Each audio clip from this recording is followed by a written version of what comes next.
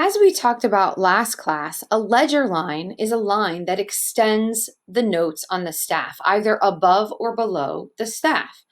So today we're going to talk about how do we read those notes that appear on ledger lines.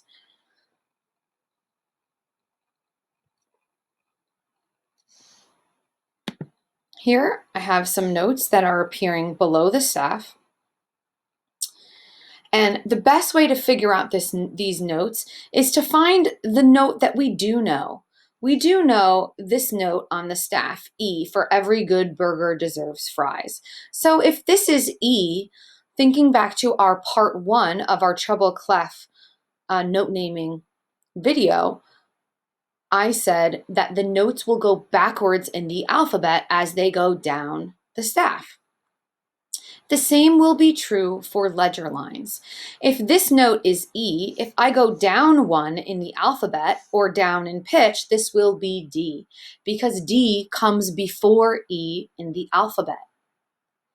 If I go down another note, it would be C. If I go down again, it would be B. And if I go down one last time, it would be A.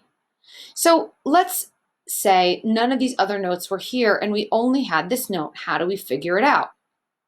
Well, we know that this note is E. It's the last note we know on the treble clef.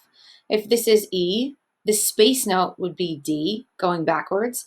This line note would be C, and this space note would be B. And that works for any of the notes.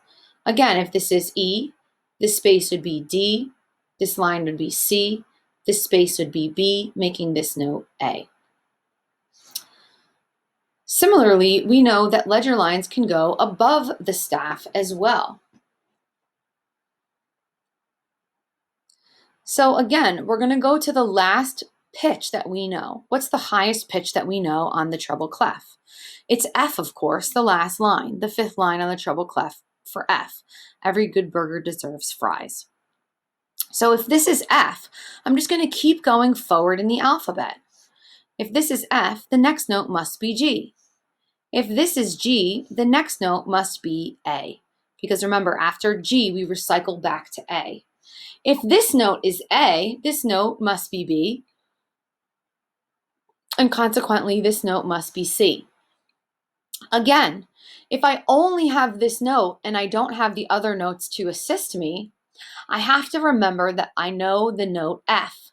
So if this is F, the space would be G, the line would be A, the space would be B. I hope this helps explain ledger lines, and remember to apply what we learned about in the last video, part 2, with accidentals.